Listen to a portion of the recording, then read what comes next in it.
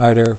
The Egypt situation is really a powder keg. It's quite sad because I've been looking into the facts about the poverty and malnutrition in Egypt, and 19 million people in Egypt live off less than $1 a day, and due to the monetary policy of the US, that dollar basically devalued about 38% if you look at food and oil.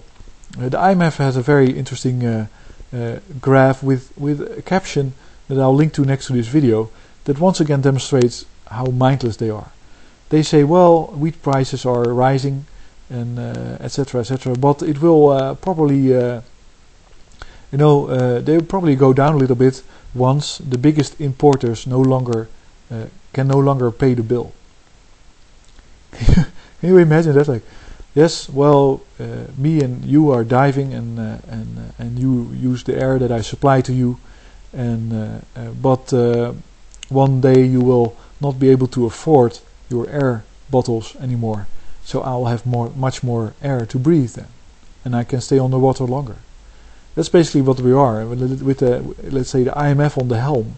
We're on a diving trip and we have finite bottles of air, but the IMF is not telling us that. It's simply trying to rearrange the bottles so that the ones that go to the people that we care the least about will be taken away from those people and given to us. And the way to do that is by using the fiat currency monetary system, petrodollar system, with oil dominance. It's completely unnecessary because I also read an article from 2007 where farmers were surprised. Scientists were basically trying to figure out how it was possible that 100 bushels of wheat were grown organically, 101 I believe, on 1 acre of land. That's unheard of. While if you look at the let's say the intensive production of bushels of wheat in the US, and I'm talking about winter wheat if you want to be specific, then it's about 60-70 bushels of wheat per acre, not 100. So organic farming is actually more productive. And it was not a one-off situation, it was in different patches of land.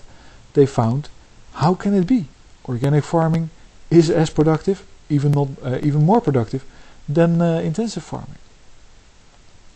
You see, and of course the reason why it is because the only thing you need to do to grow plants is to load up the soil like a battery with nutrients, and then you put your plants that you want to eat on them, you grow them and you eat them.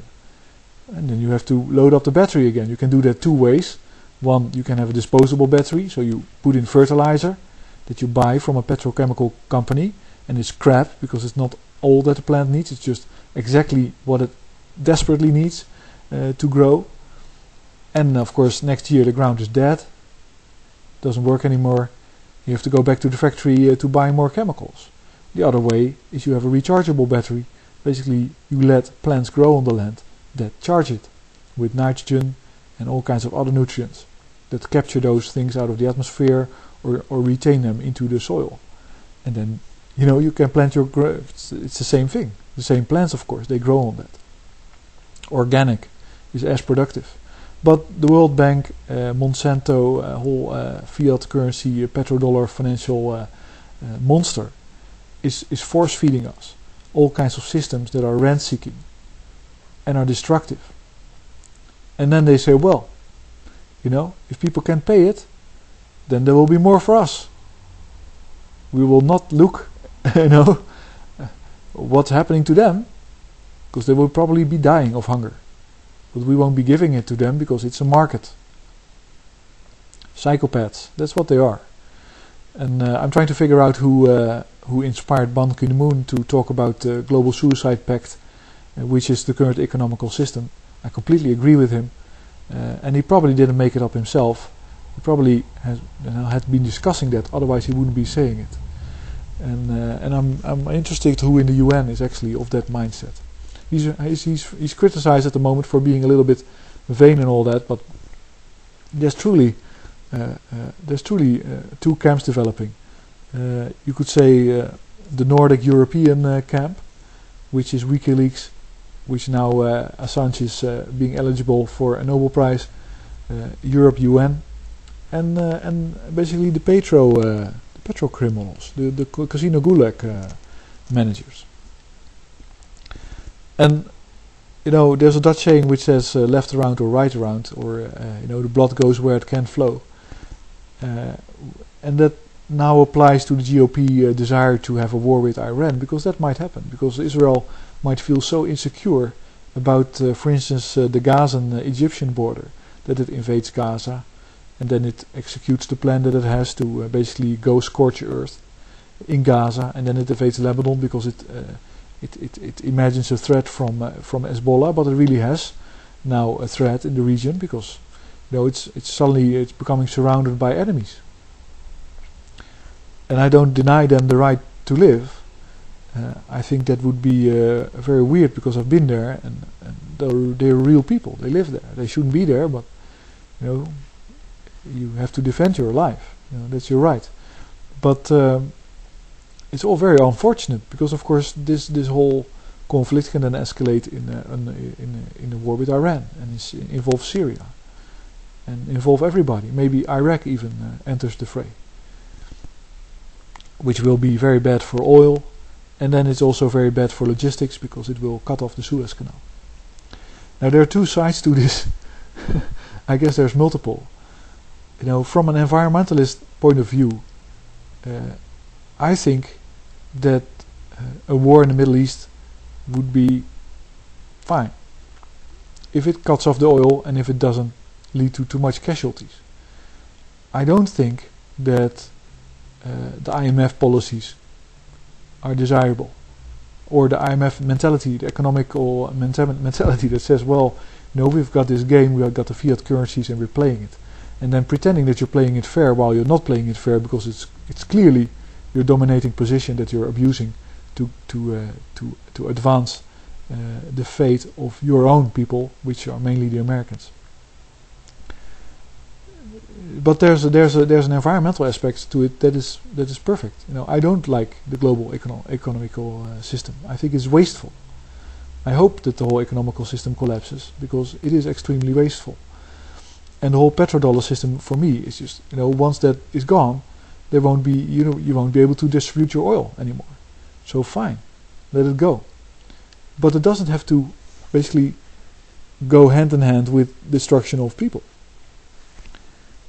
And I guess that's the ultimate suicide threat that we are in this world. Is that constantly, when you are attacking the system that is destructive, it tells you, well, if you want to shut down Wall Street, if you want to end petrodollars, you want to go to a gold currency, then you'll find that you'll probably die in a war, because we'll make sure that happens.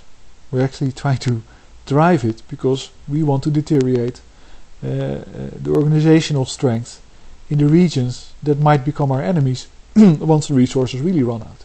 So we're basically preparing the field, so we won't be able to, we're trying to reduce the resistance that we are expecting in the future. And that threat should really be addressed.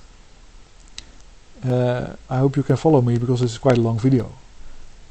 So let's say the implicit threat of the world economy, which is that if it shuts down, your food supply will shut down. That needs to be addressed. If you address that, which you can do by going agoracentric, by the way, then you're done. Then you can detach. Then you can, let's say, go into the escape pod and escape the Trinity spaceship, the destructive Trinity spaceship. I guess one last concept that I've been thinking about is that if you want to include the ecosystem in the world economy, or in any economical system, it's very simple actually. You have to make organic produce, money. And then, so let's say a farmer plants his field and his crop, and then sends out certificates of ownership of the produce, the grain. And then, of course, that's money in society. And once there's a harvest, the people can get the grain, or they can sell it, or use it, any way they like it. And there you have a money system that's based on the organic productivity of the planet and the health of it. So you'll be interested in environmental issues because it will increase the produce of your grain. And of course you can say, well, but the farmer will use insecticides and petrochemicals and stuff like that. He might not, because it might not be the cheapest option for him. If he has to buy, basically using his grain certificates, he has to buy the oil to work his land. But he can also not do that and do it some other way. Then he might, he simply go organic. So basically integrate food as the money system. But I haven't really thought about it too long. It's more or less, and it's not a new concept, by the way, but because China has had money, food money, for a long time, let's say not millions, thousands of years ago. Because it makes a lot of sense if somebody works on your land one day and you give him 10% of whatever he harvests, and then so he has food being paid out in food, and then he can also use that to buy other stuff that he wants. Because somebody that sits in a workshop, let's say working on something, he can't work on the land. So in order, he can produce whatever he does, give it to you in return for the food that you earned while working on the land. We don't have to go to the Middle Ages, back to it, but it's an interesting concept. I listened to Michael Rupert's video, and he's completely wrong, I believe. He's now really calling for everybody to become a survivalist with a gun, pent up in your home, and don't try to change anything about it. I was interested in him because he basically does indicate, let's say, peak oil clearly and the effects, but he doesn't provide a solution. He basically calls on the most able men to lock themselves up in a room. I don't think that's how you get things done in real life. But thanks for listening, and I hope you enjoyed.